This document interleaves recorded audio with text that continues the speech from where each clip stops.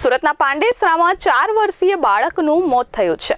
એક દિવસના ઝાડા ઉલટીમાં બાળકનું મોત થતા પરિવારજનોમાં શોકનું મોજું ફરી વળ્યું છે।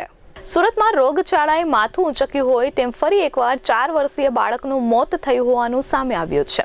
સુરતના પાંડેસરા કૈલાસનગરમાં રહેતા એક 4 વર્ષીય બાળકને એક દિવસ પહેલા ઝાડા ઉલટી થયા હતા।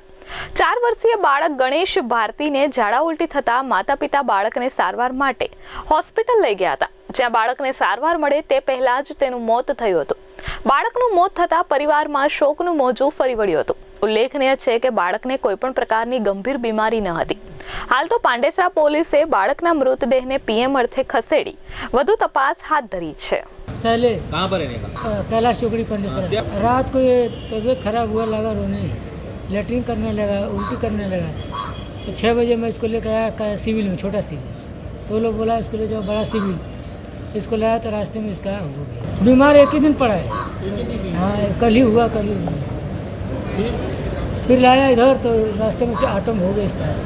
हुआ था क्या? किस तरह से? जैसे ऑटोमेटिक रोने लगा, रोते रोते लेटरिन करने लगा। 10-12 बार लेटरिन कर दिया, उल्टी कर दिया। तो मैं बोला अभी अंधेरा है, कहाँ ले भागूंगा।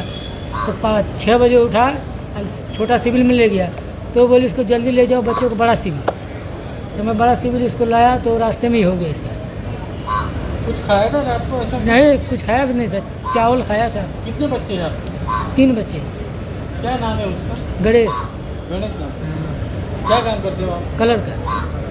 ब्यूरो रिपोर्ट S24 न्यूज़ सूरत।